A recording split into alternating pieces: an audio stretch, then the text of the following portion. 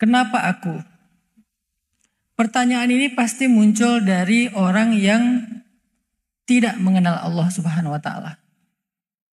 Karena kalau kita udah ma'rifah dengan Allah, udah mengenal Allah itu siapa, Allah itu bagaimana, nggak ada pertanyaan kenapa aku. Pertanyaannya kenapa aku? Karena kita nggak kenal dengan Allah yang telah memilih kita untuk sesuatu. Tapi nggak apa-apa lah, walaupun pertanyaannya salah, kita coba akan merenungkan jawaban-jawaban yang membuat kita jadi sedikit bisa mengobati galau. Kan pertanyaan ini muncul dari rasa sakit, muncul dari rasa kecewa, muncul dari rasa marah, muncul karena luka, benar nggak? Ketika kita sakit, marah, kecewa, terluka dengan pengalaman hidup, tiba-tiba kita nanya, ya Allah kenapa aku? Kenapa aku yang menerima semua ini? Kenapa aku yang harus diuji seberat ini? Kenapa aku yang harus mengalami semua ini? Kenapa aku yang harus disakiti? Kenapa aku yang diputusin? Kenapa aku yang dilukai? Kenapa aku yang ditinggalkan? Kenapa aku yang harus sakit? Kenapa aku yang harus dibohongi, di PHP-in, diharkosin? Kenapa aku? Jawabannya, emang kamu yakin cuman kamu sendiri di muka bumi ini yang diuji? Jawabannya dalam bentuk pertanyaan balik. Bagaimana kamu merasa bahwa kamu satu-satunya yang diuji di bumi atau di dunia, sehingga kamu bertanya kenapa aku? Dan seolah-olah pertanyaan ini egois banget ya. Kenapa aku? Kenapa nggak yang lain aja? Berarti kalau yang lain diuji nggak apa-apa gitu. Aku jangan, dia aja deh ya Allah. Atau fulan aja ya Allah, fulanah aja ya Allah. Kenapa aku sih? Ya udah yang lain aja. Kesannya kayak egois banget gitu. Kayak orang yang sakit pengen sakitnya dipindahin ke temennya, ke orang lain. Kadang kalau sakit dipindahin ke hewan aja kita nggak tega ya. Kan ada tuh yang sakit bisa dipindahin. Tiba-tiba pindah ke kambing, pindah ke ayam misalnya. Itu aja nggak tega. Gimana yang kita ngerasa bahwa kita sedang mengalami ujian berat, terus kita bilang, kenapa aku, kenapa nggak dia aja? Sebetulnya itu ada rasa egois juga sih menurut saya. Tapi kita coba cari jawaban dari sebuah pertanyaan yang muncul karena kebodohan ini. Pertanyaan yang muncul karena ketidaktahuan ini. Pertanyaan yang muncul karena marah ini. Apa jawabannya? Ternyata jawabannya ada di pembukaan surat Al-Ankabut, surat laba-laba. Surat laba-laba, surat Al-Ankabut. Allah Subhanahu wa taala bilang gini di ayat ke-3. وَلَقَدْ فَتَنَّا الَّذِينَ مِنْ قَبْلِهِمْ وَلَقَدْ فَتَنَّا الَّذِينَ مِنْ قَبْلِهِمْ. Sungguh kami benar-benar sudah menguji orang-orang sebelum mereka. Sungguh kami benar-benar sudah menguji orang-orang sebelum mereka. Jadi artinya yang diuji itu bukan saya sendiri. Yang diuji itu bukan kita doang. Yang diuji itu bukan cuman umat Islam hari ini. Tapi sebelum kita, bahkan sampai para nabi, walaqad fatannal ladzina min qablihim. Kami juga menguji mereka. Kami juga menguji mereka. Seperti kami menguji kalian. Maka muncullah kisah-kisah yang sering kita baca. Mulai dari yang paling fenomenal itu Bilal bin Rabah. Ada Ammar, ada Yasir, ada Sumayyah, ada Zinnairah, ada Zaid, ada Abdullah bin Mas'ud. Ada banyak sahabat. Sebetulnya dan mereka itu bukan cuma diuji karena mereka miskin. Yang kaya-kaya juga diuji dengan ujian yang berbeda. Kalau yang miskin mungkin diuji fisiknya, yang kaya diuji hartanya. Ada Suhaib yang kehilangan semua hartanya gara-gara hijrah. Ketika dia mau hijrah sama Abu Jahal dibilang gini, kamu kan dulu datang dari Rum. Suhaib bin Amr Ar-Rumi. Kamu kan dulu datangnya dari dari Roma. Atau bukan dari Roma sih, dari Romawi. Kamu kan dulu datangnya dari Romawi ke Mekah nggak bawa apa-apa. Kemudian di Mekah kamu menjadi orang yang kaya. Kamu berdagang dengan perdagangan di pasar-pasar kami. Kamu memiliki aset di tanah kami. Lalu tiba-tiba sekarang kamu ingin ikut Muhammad hijrah ke Madinah. Maka pilihan untuk kamu cuma dua. Satu, kamu tinggal di sini dengan harta dan aset-asetmu. Atau kamu pergi ke Madinah ikut Muhammad tetapi hartamu akan kami sita. Pilih mana? Suhaib diuji dengan hartanya. Kalau Bilal, Zinnairah, Sumayyah dan seterusnya diuji dengan fisiknya, Suhaib diuji dengan hartanya. Jadi yang diuji bukan yang miskin-miskin doang, yang kaya juga diuji. Dan dia dengan sangat yakin mengatakan, aku memilih Allah dan Rasul. Maka hijrahlah Suhaib ke Madinah dengan meninggalkan seluruh harta-hartanya. Itu juga terjadi kepada Utsman, itu juga terjadi kepada Abu Bakar. Bahkan sebelum hijrah Abu Bakar hartanya udah hampir habis karena support dan pengorbanannya untuk dakwah. Terjadi juga kepada Sayyidah Khadijah yang wafat dalam keadaan miskin, padahal dulu menikah dengan Nabi dalam keadaan kaya. Tahu nggak maharnya Sayyidah Khadijah itu berapa ketika nikah? Maharnya Khadijah ketika menikah dengan Rasulullah SAW itu adalah, ada yang bilang 30, ada yang bilang 50 ekor onta. 50 ekor onta. Satu ekor onta itu harganya, kalau onta yang nakoh yang bagus itu harganya 100 juta. Sebetulnya itu bukan yang paling mahal, karena nanti ada onta rohilah, onta yang dipakai untuk berdagang ke luar negeri, itu harganya di atas 1 miliar. Ini onta ternak deh, bukan ibil juga ya. Kalau ibil tuh harganya ya 40-50 juta lah, onta potong itu. Nah, kalau yang diberikan itu adalah nakoh, onta yang bisa digemukkan, onta yang bisa diperanak-pinakkan, itu harganya 100 juta satu ekornya. Berarti kalau 30 atau 50 ekor onta, sekitar 5 miliar maharnya Sayyidah Khadijah. Berapa umur Nabi ketika memberi mahar kepada Sayyidah Khadijah? 25 Hijriah. Kalau Masehinya berapa berarti? Karena kan kita ngitung diri kita pakai Masehi nih. Biasanya Masehi itu lebih panjang daripada Hijriah. Jadi kalau Hijriahnya 25, kurang lebih Masehinya 23 lah. Berarti di umur 23 baru lulus di Unbrau, udah punya mahar 5 miliar. Nih cewek-cewek yang ada di masjid ini, kalau ada yang datang ke kalian serius, terus bilang, Mbak, aku pengen serius. Oh iya, datang aja ke ayah. Boleh spill nggak? Kira-kira ayah nanti bakal minta mahar berapa gitu. Kalian kalau ditanya maharnya, bilang aja gini, samain aja lah sama Khadijah. Saya emang gak mau mahal-mahal, insya Allah biar solehah ya. Biar ada teladan terbaik, samain aja sama Sayyidah Khadijah. Siap gak kalau ada yang minta mahar seperti Sayyidah Khadijah yang di depan ini? Bismillah, aminkan aja dulu. Siapa tahu kalian punya mahar lebih dari itu insya Allah.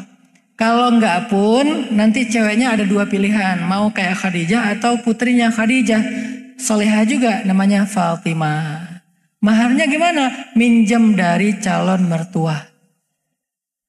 Dan alhamdulillah ketika saya lamar istri saya, dia minta mahar seperti Sayyidah Fatimah. Jadi saya beruntung dulu tuh maharnya minjem dari calon mertua saya orang Tuban sini. Tapi maksudnya Khadijah itu maharnya aja 5 miliar kurang lebih. Dan kekayaan Rasulullah dengan Khadijah kalau digabung itu angkanya tuh miliaran loh. Angkanya tuh bisa puluhan atau hampir 100 miliar atau mungkin lebih, Allahu a'lam. Yang pasti lebih dari 10 miliar hartanya. Atau mungkin lebih dari 20 miliar hartanya. Habis semuanya sampai ketika Sayyidah Khadijah wafat, hampir-hampir beliau tidak punya warisan untuk Sayyidah Fatimah. Berarti kan memang diuji dengan hartanya. Selain ada sahabat yang diuji dengan fisiknya, ada juga yang diuji dengan perasaannya. Makanya Allah berfirman, Am hasibatum an tadkhulul jannah walamma ya'tikum mathalul ladzina khalau min qablikum massathumul ba'sa'u wad-dharra'u wa zulzilu. Ba'sa, dharra, zulzilu, 3 jenis ujian. Dan pertanyaan di ayat itu mirip dengan di surat Al-Ankabut. Kalau di Al-Ankabut bahasanya ahasiban nas, apakah manusia mengira? Di ayat itu bahasanya am hasibatum, apakah kalian mengira akan dibiarin aja mengatakan saya mau hijrah, saya udah beriman, saya menjadi muslim, akan dibiarin aja? Walamma ya'tikum mathalul ladzina khalau min qablikum, sementara kalian belum ngerasain apa yang pernah dirasakan orang sebelum kalian, berarti ini juga dirasakan oleh orang sebelum kita. Sama banget tuh ayatnya. Cuman ini lebih detail. Ba'sa, dharra, zulzilu, 3 ujian. Ujian fisik, ujian harta, ujian perasaan. Kalau ujian fisik, hari ini misalnya sakit, lelah, apalagi misalnya, ya kayak yang dialami saudara-saudara kita di Palestina, di Gaza, diperangi, dijajah, itu ujian.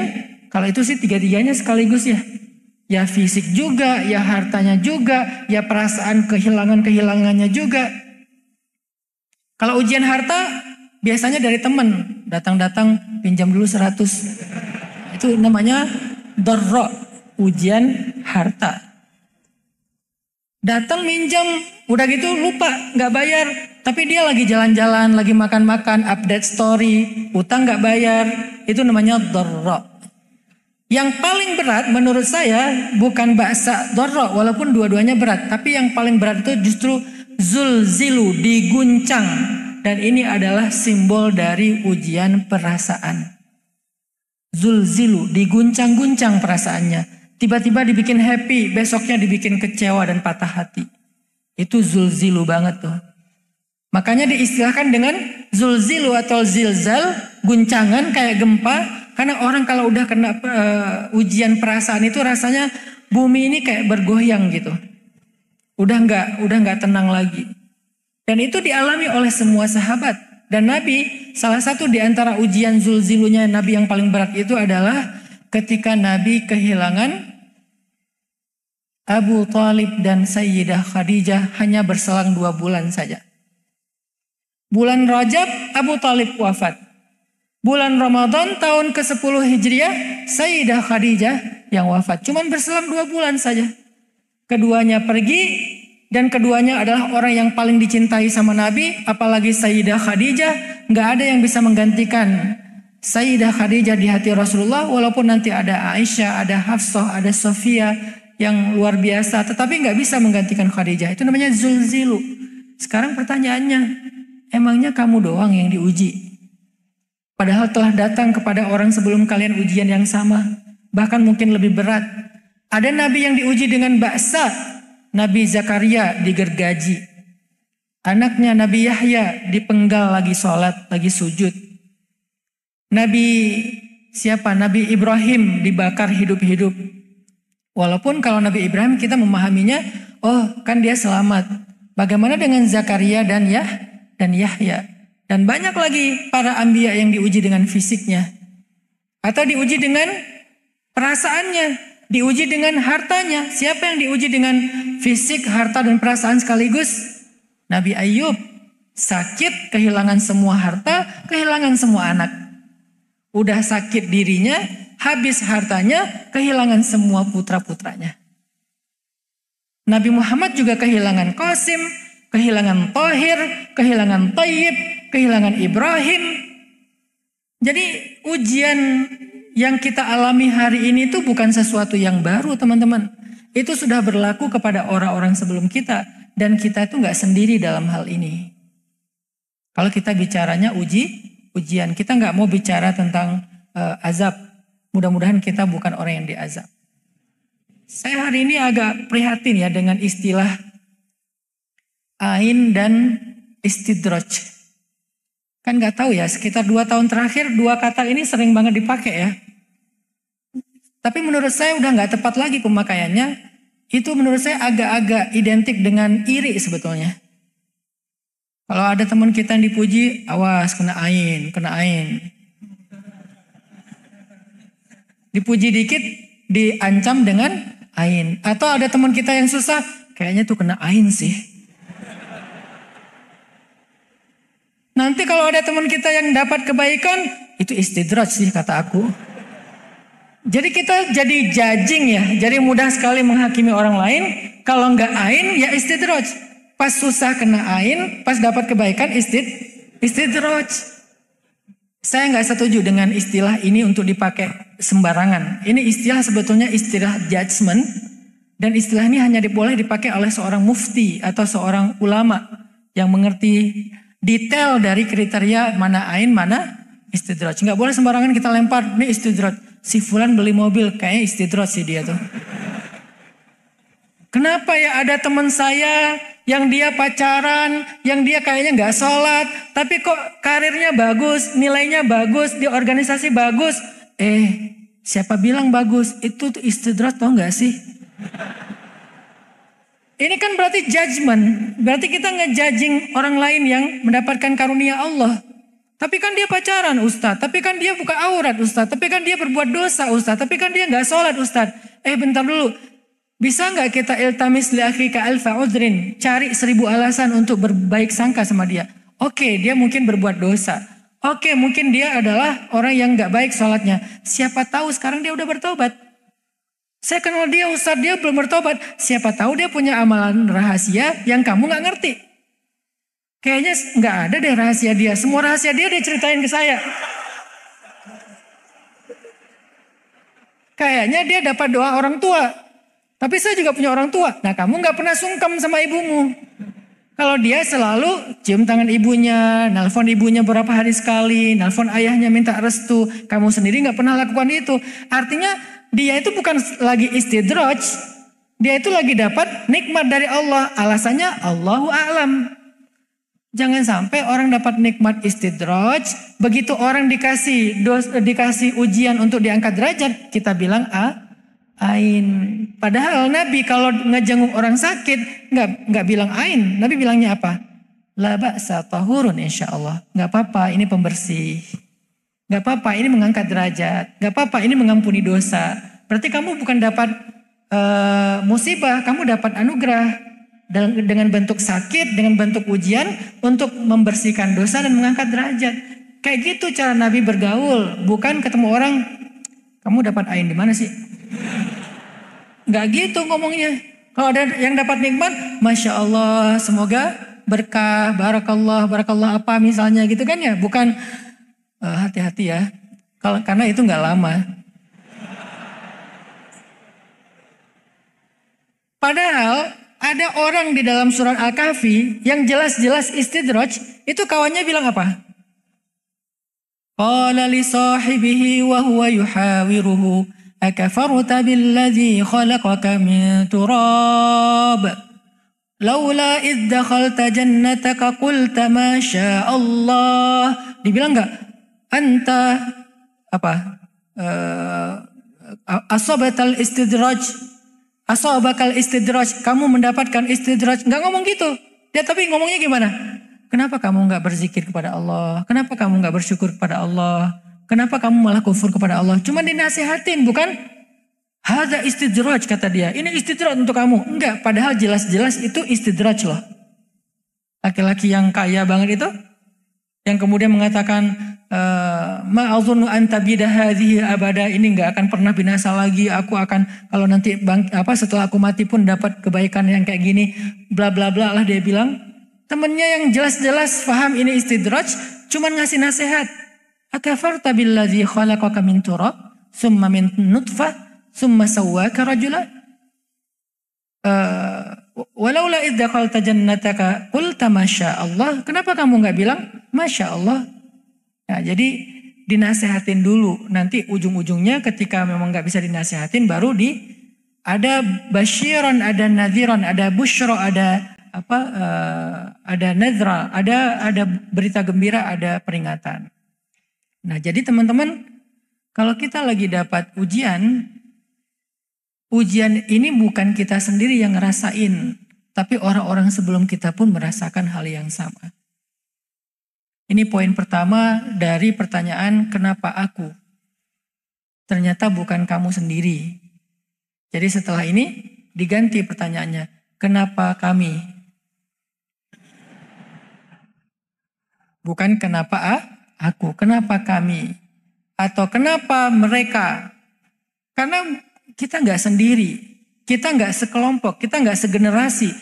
Kita dan orang-orang sebelum kita ngalamin hal yang sama. Jadi semuanya sama. Sekarang pertanyaannya dirubah lagi, kenapa? Udah segitu aja. Dari kenapa aku, jadi kenapa kami, ternyata juga nggak cukup. Maka pertanyaan yang paling tepat adalah kenapa? Apa hikmahnya? Apa pelajarannya? Sehingga aku diuji, sehingga kami diuji, sehingga mereka diuji. Apa pelajarannya? Disitulah kita akan belajar yang namanya hikmah. Karena ilmu itu ada ilmu wawasan, ada ilmu kehidupan. Ilmu wawasan itu namanya sakofah. Ilmu kehidupan itu namanya hikmah. Yang kalau dalam bahasa Indonesia sederhananya diartikan pengalaman. Ilmu kehidupan itu namanya hikmah. Yang dalam bahasa sederhana Indonesia diistilahkan dengan pengalaman. Orang yang paling banyak pengalamannya walaupun gak sekolah adalah orang yang berilmu. Sebagaimana orang yang paling banyak wawasannya dengan sekolah adalah orang yang berilmu. Jadi orang yang berilmu itu bukan cuma orang yang mutsaqaf. Bukan cuma orang yang punya wawasan, baca banyak buku. Atau mungkin punya banyak referensi, gelarnya tinggi. Tapi juga ada yang namanya orang yang berilmu dengan ilmu hikmah diberikan oleh Allah lewat pengalaman-pengalaman hidup. Atau dalam istilah yang lain, ada ilmu yang namanya ilmu al-muktasab. Ada lagi ilmu namanya al-mauhub. Al-muktasab istilah lainnya al-kasabi. Al-mauhub istilah lainnya al-wahabi. Tapi ini beda dengan aliran ya. Al-muktasab, al-kasabi, al-mauhub, al-wahabi, al-thaqafah, al-hikmah. Ini dua pembagian ilmu. Al-muktasab atau al-kasabi, ilmu yang dipelajari. Kita baca, baik ilmu agama ataupun ilmu umum, kita baca, kita sekolah, itu namanya ilmu al-muktasab atau al-kasabi. Tapi ada ilmu yang tidak dipelajari, yang tidak dibaca, yang tidak sekolah. Namanya ilmu al-mauhub. Kalau dalam ilmu tasawuf dikenal dengan istilah ilmu laduni.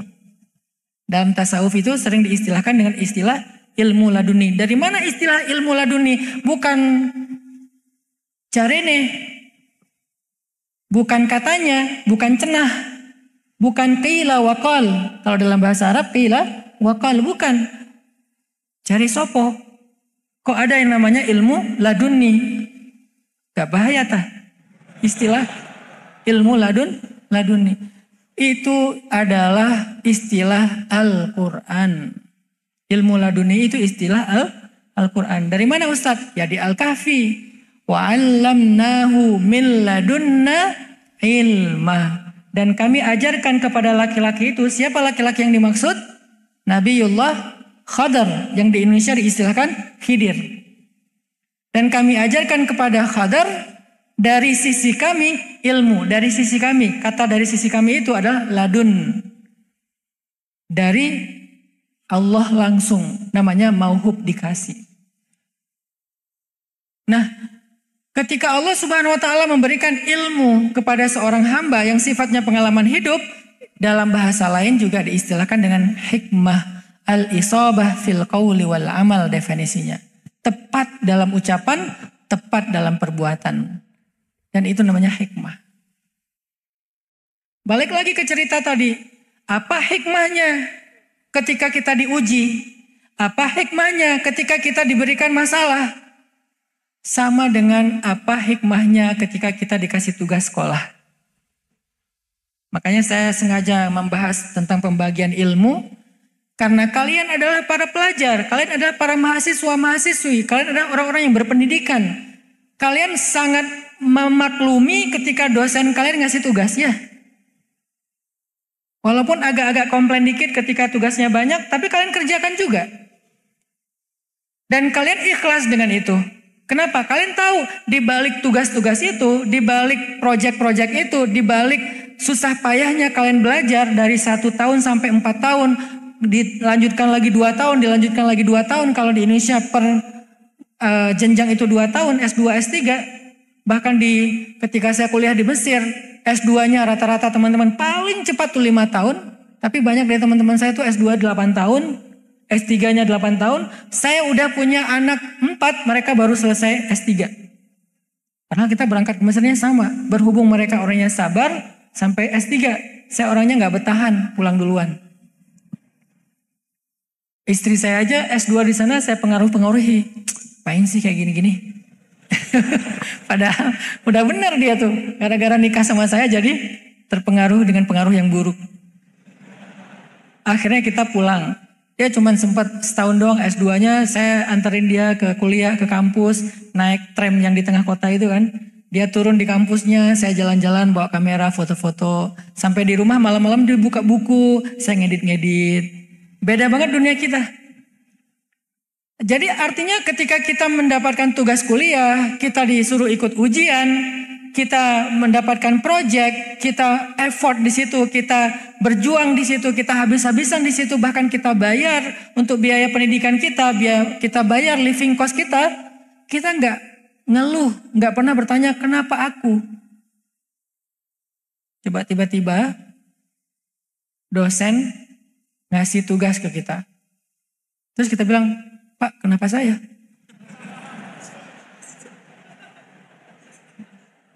Makanya di awal saya bilang ini pertanyaan orang yang bingung ini. Pertanyaan orang yang gak kenal Allah nih. Kan sederhana jawabannya. Karena kamu mahasiswa aku. Kalau kamu bukan mahasiswa aku gak mungkin aku kasih tugas ya. Kan jelas karena aku adalah hambamu ya Allah. Makanya saya dikasih amanah. Salah satu bentuk amanah adalah ujian. Minggu depan kita ujian ya. Pak, kenapa ujian? Kalian ingat kan ini sebentar lagi ujian semester. Hah, ujian semester? Aku nggak tahu di kampus tuh ada ujian semester. Aku nggak tahu loh di kampus tuh ada project. Aku nggak tahu loh di kampus tuh ternyata ada ujian. Aku nggak tahu loh di kampus tuh ternyata ada apa misalnya tugas. Aku pikir di kampus tuh cuma main-main aja. Apakah kalian mengira kalian diciptakan untuk bermain-main? Kan gitu kan? Sama dengan apakah kalian mengira masuk ke Unbrau itu untuk main-main? Kan ada orang yang salah paham dengan kesalahpahaman yang sangat gak masuk akal. Dia pikir jauh-jauh datang dari kampung ke Malang, pengen belajar, pengen masuk ke Unbrau, dikira di Unbrau itu adalah taman bermain. Enak, di sana tuh nanti kita naik biang lala. Di pojok sana itu dia ada roller coaster. Kan berarti dia orang yang bingung ya, masuk Unbrau dikira ini adalah taman bermain kayak di apa tuh di Batu. Jatim Park. Dia pikir ini adalah Jatim Park. Pas dia masuk, loh, kok saya dikasih kerjaan ini? Kok saya dikasih tugas itu? Kok harus ikut ujian? Kok harus? Berarti kamu salah tempat. Harusnya kamu ke Jatim Park. Bukan ke Unbrau. Begitu juga kita. Kamu salah tempat. Harusnya bukan sebagai muslim, bukan di Islam. Karena kalau kamu berislam, kamu berhijrah, kamu converting to Islam, kamu beriman, berarti kamu siap dengan beban, bukan beban ya. Kamu siap dengan program yang ada di dalam keimanan dan keislamanmu itu. Karena kamu udah siap berislam, berarti kamu siap di program. Karena Islam itu sebuah program. Program apa Ustadz? Program untuk meningkatkan kapasitas kamu. Plus meningkatkan derajat kamu di mata Allah.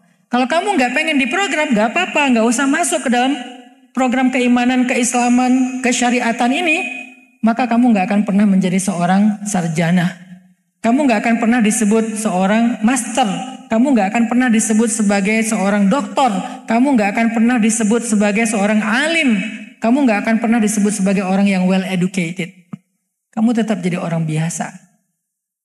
Maka ketika kita memutuskan untuk berhijrah, beriman, berislam, itu seperti kita memutuskan untuk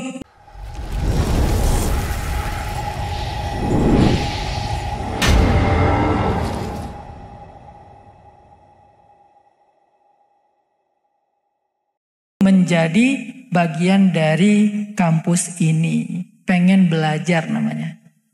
Pengen jadi mahasiswa namanya. Pengen dapat gelar sarjana. Pengen dapat ilmu. Pengen dihormati orang lain. Pengen bisa berkarya. Pengen bisa bekerja. Pengen bisa membuat sesuatu yang bermanfaat. Pengen dimuliakan. Tapi harus siap dengan programnya. Apa programnya? Ya tadi ada tugasnya, ada ujiannya, ada proyeknya, ada tantangannya, ada beban-bebannya.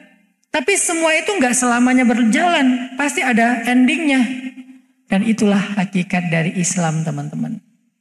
Jadi wajar kalau ada orang yang bilang gini, kenapa ya setelah saya hijrah saya punya banyak masalah? Karena kamu udah masuk umrah. Kalau kamu nggak pengen banyak masalah, kamu pergi ke Jatim Park. Sebetulnya ya tetap ada sih, ya bayar tiket ya. Kan tetap aja ada perjuangannya lah. Tapi ya secara umum kan anak kecil nggak ngerasain itu kan. Itu mah masalah bapak-bapak aja itu, anaknya nggak masalah. Aku pengen ke sono. Oh iya, bapaknya udah pucat gitu ya. Pas tahu harga tiketnya ternyata sekian. Langsung pucat anak 5. Sekali masuk ke Jatim Park, wah lumayan ini setengah bulan makan. Jadi kita puasa ya 15 hari ya. Anak kecil mana ngerti, namanya juga dia pengen main. Nah artinya kalau kalian berislam, berhijrah, beriman, kalian akan dapatkan banyak kebaikan-kebaikan yang luar biasa. Seperti kalian masuk ke umrah, tetapi juga sebelum mendapatkan semua kebaikan itu, kalian harus siap dengan challenge-nya, dengan tugasnya, dengan amanahnya, dengan ujian dan seterusnya. Kenapa ya? Aku pikir ujiannya beratnya cuma pas masuk doang. Tapi makin lama makin berat ujiannya. Makin lama makin berat. Ujung-ujungnya puncaknya ketika udah semester terakhir, malah ujiannya berat banget. Sampai stres, gak tidur bermalam-malam, berhari-hari, berminggu-minggu. Kalau ujiannya makin berat, artinya bentar lagi mau lulus. Maka itulah Islam kita. Makin berat ujian kalian dalam berislam, makin berat ujian kalian dalam berhijrah, makin berat ujian kalian dalam beriman, bentar lagi kalian mau lulus. Nah, dalam bahasa siklus keislaman, dua ini disebut dengan dua fase, yang satu disebut ibtila, yang kedua namanya tamkin. Dalam bahasa keislaman kita, fase sekolah itu namanya fase ibtila. Fase ujian dari kata bala. Fase ibtila. Memang diuji, emang kayak gitu. Semuanya akan mengalami hal yang sama. وَلَنَبْلُوَنَّكُمْ بِشَيْءٍ مِّنَ الْخَوْفِ وَالْجُوعِ وَنَقْصٍ مِّنَ الْأَمْوَالِ وَالْأَنفُسِ وَالثَّمَرَاتِ. Itu namanya fase ibtila. Masa-masa diuji. 4 tahun, 5 tahun, 10 tahun. Kalau di kampus kan 4 tahun Ustadz. Kenapa ini saya udah lebih dari 4 tahun? Karena kampusnya beda. Kan setiap kampus punya kebijakan. Kampus yang bernama iman, kampus yang bernama Islam, kampus yang bernama hijrah itu fase ibtilanya beda-beda di setiap orang. Dia bukan standarisasi, tapi personalisasi. Jadi kamu dikasihnya setahun, kamu 10 tahun, kamu 3 tahun, kamu 2 tahun, beda-beda. Bagaimana kita tahu Ustadz kapan lulusnya? Pertanyaan kapan lulusnya itu kalau dalam bahasa Al-Quran disebut dengan mata nasrullah. Kapan datangnya pertolongan Allah? Kapan ya menangnya? Kapan ya lulusnya? Kata Allah, ala inna nasrullahi qarib. Bentar lagi. Tapi udah 5 tahun, bentar lagi. Tapi udah 10 tahun, bentar lagi tuh. Kenapa saya bilang bentar lagi? Apa maksud dari kata-kata di dalam ayat itu? Karena saya dulu di Al-Azhar belajar tafsir ya. Jadi kita kayak dibedah gitu per kata. Kenapa kok jawabannya bentar lagi? Kenapa nggak jawabannya setelah melalui ini? Atau setelah setahun misalnya. Kenapa nggak jawabannya itu fix? Kenapa nggak jawabannya itu dalam bentuk angka? Kenapa jawabannya itu dalam bentuk janji sebentar lagi? Ternyata filosofinya adalah semakin berat ujian berarti semakin dekat dengan kemenangan. Jadi kalau udah bertanya kapan, nggak tahan lagi, nggak kuat lagi, oh berarti kamu udah dekat dengan kemenangan. Makanya tadi saya bilang dalam analogi kampus, semakin banyak tugas yang diberikan kepada kalian, semakin berat tugas-tugas yang kalian kerjakan, itu artinya sebentar lagi kalian mau lulus. Fase ujian itu disebut dengan fase ibtila. Semuanya ngalamin, termasuk para nabi, termasuk Nabi Muhammad SAW. Bahkan Nabi Muhammad ujiannya itu bukan cuman fase makiyah doang. Sebelum beliau ketemu dengan Sayyidah Khadijah, hidup beliau juga udah berat kan? Alam yajidka yatiman, dhallan, ailan. Beliau sendiri yatim, beliau nggak punya harta, beliau nggak punya kecukupan, beliau nggak punya keluarga inti, beliau cuma tinggal di rumah pamannya yang paling miskin. Itu ibtilanya Nabi secara pribadi. Nanti ibtilanya Nabi dalam dakwah, sejak pertama beliau mendapatkan risalah di usia 40 tahun. 10 tahun pertama berat banget, atau 13 tahun pertama selama di Mekah itu secara total berat banget. Di Madinah pun gak langsung ringan, pelan-pelan, nanti kemudian baru ada kemenangan-kemenangan. Itulah fase ibtila. Setelah fase ibtila, masuk kepada fase kedua, namanya fase tamkin. Fase tamkin itu dalam bahasa kita fase kemenangan. Maka muncullah ayat-ayat tamkin. Di antara ayat tamkin di surat Al-Baqarah yang tadi, وَلَنَبَلُوَنَّكُمْ بِشَيْءٍ مِّنَ الْخَوْفِ وَالْجُوعِ وَنَقْصٍ مِّنَ الْأَمْوَالِ وَالْأَنفُسِ وَالثَّمَرَاتِ. Ibtila. Tamkinnya, وَبَشِّرِ الصَّابِرِينَ. Sampaikan berita gembira kepada orang yang sabar. Apa berita gembiranya? Banyak. Ulaika alaihim salawatu min rabbihim wa rahmah. Mereka mendapatkan salawat dari Allah, mendapatkan rahmat dari Allah. Itu kalau urusannya, urusan langit. Kalau urusan bumi itu kalau dalam bahasa Nabi Nuh, yursilis sama alaikum midrara wa yumdidukum bi amwalin wa banin wa yaj'al lakum jannatin wa yaj'al lakum anhara. Itu namanya tamkin. Atau kalau dalam bahasa surat yang lain, inna fatahna laka fatham mubina. Atau dalam bahasa surat yang lain, idza jaa nasrullahi wal fath. Atau dalam surat yang lain, alam yajidka yatiman. Itu fase apa? Alam yajidka yatiman, fase apa? Ibtila. Fa'awa, fase tamkin. Wa wajadaka dhallan. Ibtila. Fahada, tamkin. Wa wajadaka ailan. Ibtila. Fa'aghna tamkin.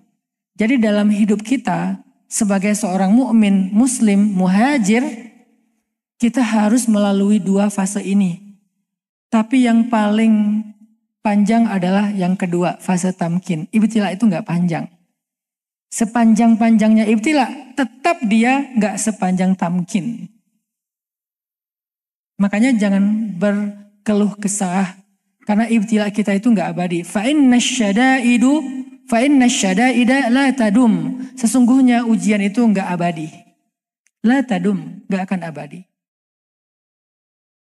Tunggulah yaumul tamkin, hari kemenangan, yaumul fath, idza jaa nasrullahi wal fath.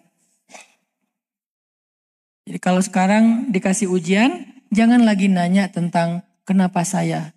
Kenapa ujian? Kenapa setelah hijrah kok banyak masalah? Karena kamu masuk unbrau, bukan masuk jatim pak. Sederhana logikanya. Ya udah deh kalau gitu saya nggak mau jadi masuk unbrau, mau di jatim pak aja. Ya udah, nggak apa-apa. Berarti kamu nggak akan pernah disebut sebagai sarjana. Kamu nggak akan pernah dapat life skill, hard skill, segala macam skill. Kamu nggak akan pernah dihormati orang. Kamu nggak akan pernah dianggap dewasa. Kamu nggak akan pernah dikasih pekerjaan atau mendapatkan pekerjaan atau membuat pekerjaan. Kamu nggak akan pernah menjadi orang yang eksis. Kamu tetaplah sebagai anak kecil dan selamanya dalam keadaan lemah dan tidak mulia. Itu pilihan masing-masing. Aku nggak mau hijrah. Aku nggak mau beriman. Aku nggak mau menerapkan syariat. Aku nggak mau menjalankan agama Allah. Biar nggak diuji. Nggak apa-apa. Berarti selamanya di mata Allah kamu menjadi orang yang biasa-biasa aja. Tapi kan kalau misalnya pengen jadi orang yang biasa, yang luar biasa di mata Allah, mulia di mata Allah, aku takut nggak kuat. Bismillah. Biasanya kalau dilihat dari jauh itu emang agak mengerikan. Jalanin aja dulu. Setelah dijalani ternyata benar Ustaz nggak kuat. Jalanin lagi. Sampai kapan? Bentar lagi. Usia berapa Sayyidah Khadijah mendapatkan jodoh yang tepat? 40 tahun. Sebelumnya bukan jodoh. Sebelumnya itu ujian. 2 kali menikah, 2 kali ujian. Ujian menikah yang pertama suaminya meninggal. Menikah yang kedua bercerai. Berarti belum ketemu jodoh kan ya? Ibaratnya 2 kali diputusin kalau dalam bahasa anak muda sekarang. Menikah yang pertama ditinggal. Menikah yang kedua putus. Kalau dalam bahasa pacaran, yang pertama ditinggal, yang kedua putus. Ustadz, saya baru ditinggal. Harusnya hari ini saya menikah. Tetapi sebulan yang lalu dia hilang jejak. Saya tracking gak ketemu. Ada sih akun yang mirip dengan akun dia tapi di private. Saya udah request pakai akun fake saya. Gak di approve sama dia Ustadz. Kayaknya dia udah ninggalin saya. Dia ngerasa ditinggalkan. Sayyidah Khadijah pernah ngerasa kayak gitu. Atau gak cocok. Akhirnya setelah itu saya dekat lagi sama seseorang. Tapi kok gak nyaman ya Ustadz. Gak nyambung ya Ustadz. Akhirnya kita putus. Sayyidah Khadijah juga pernah mengalami. Walaupun bukan dalam arti negatif. Menikah sih halal. Cuman tetap gak berhasil. Lalu setelah 2 kali belum berhasil. Saya gak mau bilang gagal ya. 2 kali belum berhasil. Saya sekarang harus hati-hati banget dengan diksi ya. Trauma bisa viral lagi di Lambe Syariah. 2 kali belum berhasil. Akhirnya Sayyidah Khadijah sabar. Nungguin. Sampai umur beliau 40 tahun. Tiba-tiba datanglah seseorang yang sangat luar biasa istimewa. Kebayang gak penantian Sayyidah Khadijah itu berbuah? Seorang suami yang gantengnya super duper ganteng. Keren banget, soleh banget, baik banget, bertanggung jawab banget. Bahkan dia adalah kekasih Allah, bukan cuma kekasih istrinya. Siapa di antara kalian yang mau seperti Sayyidah Khadijah? Enggak Ustadz. Mau enggak kayak Khadijah? Enggak mau? Mau? Berapa umur kalian? Baru 23 Ustadz. Ya udah. Berarti 17 tahun lagi lah ya. Sabar ya. Artinya kalau belum 17 tahun. Jangan putus asa dulu. Kenapa aku? Kenapa begini? Orang belum 17 tahun. Kalian umurnya belum 40 tahun. Kenapa harus mengeluh? Walaupun kita berharap jangan nggak harus sampai 40 tahun juga. Siapa tahu mungkin kalian umur 24. Tapi baru 13 tahun udah ngeluh, Ustadz saya punya jodoh gak ya? 13 tahun. Baru lulus kemenangan yang paling besar. Jannah indallah. Surga di sisi Allah. Makanya itu abadi. Sebelum jannah akhirat ada jannah. Mbak jannah. Di dunia. Apa sih ini? Inilah hakikat kehidupan teman-teman. Bahwa kita menjadi seorang muslim. Menjadi seorang muhajir, apa arti menjadi seorang muhajir? Berhijrah. Menjadi seorang mukmin itu sama dengan masuk ke sebuah lembaga pendidikan. Namanya pendidikan langit. Pendidikan Rabbaniyah. Pendidikan Allah langsung yang ngedidik kita. Lewat apa dididiknya? Bukan lewat membaca buku, tetapi dengan membaca pengalaman hidup. Sehingga kita bukan hanya menjadi seorang yang mutsaqaf, punya thaqafah, tapi juga menjadi seorang yang hakim, punya hikmah. Untuk bisa melewati fase demi fase dalam pendidikan langit itu, kita harus sabar dengan ujiannya. Nanti kalau udah lulus, 3 tahun, 4 tahun, 5 tahun, dan seterusnya, Allah akan berikan kita yang namanya tamkin, diberikan yang namanya kemenangan, dan kita sampai terheran-heran dengan beruntunnya datang anugerah demi anugerah dalam kehidupan kita dari sisi Allah Subhanahu wa taala. Maka la tayasu, jangan berputus asa.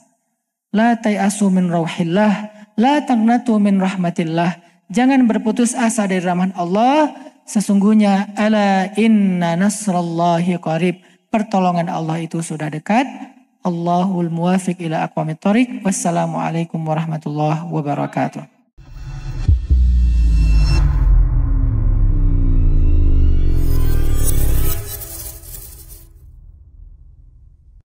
Ceramah Ustaz Hanan Attaqi ini bermula dari satu pertanyaan yang sering muncul saat seseorang sedang berada dalam keadaan terpuruk. Kenapa aku? Menurut beliau, pertanyaan ini muncul karena kita belum benar-benar mengenal Allah Subhanahu wa Ta'ala.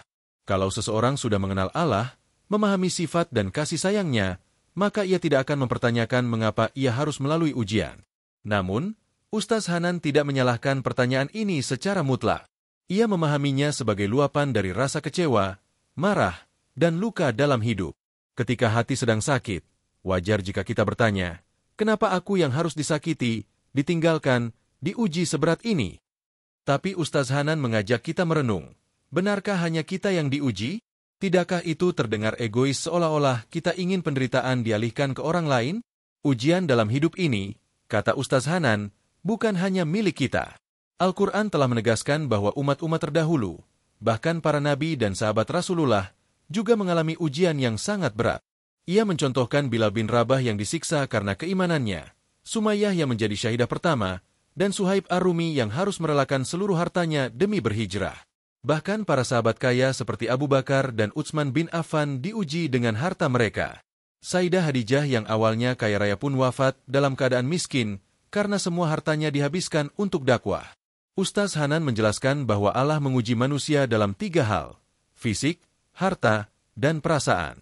Ada yang diuji sakit, ada yang diuji kehilangan harta, dan yang paling berat adalah zulzilu, ujian perasaan yang mengguncang jiwa, seperti yang dialami Nabi Muhammad saat kehilangan Abu Talib dan Hadijah dalam waktu berdekatan. Menutup ceramahnya, Ustaz Hanan mengingatkan agar kita tidak mudah menghakimi orang lain dengan label seperti ain atau istidraj, hanya karena mereka sedang diuji atau diberi nikmat. Kadang kita melihat seseorang hidup enak padahal menurut kita ia jauh dari agama, lalu langsung menuduh itu istidraj, padahal bisa jadi dia punya amal rahasia atau doa dari orang tuanya yang mustajab. Begitu juga dengan orang yang sedang sakit atau diuji. Nabi Muhammad sendiri tidak menyebut mereka terkena ain, tapi justru mendoakan agar ujian itu menjadi pembersih dosa. Ceramah ini mengajak kita untuk lebih bijak memandang ujian hidup, membuang ego, memperbaiki prasangka, dan kembali menguatkan hubungan kita dengan Allah yang Maha Tahu dan Maha Bijaksana.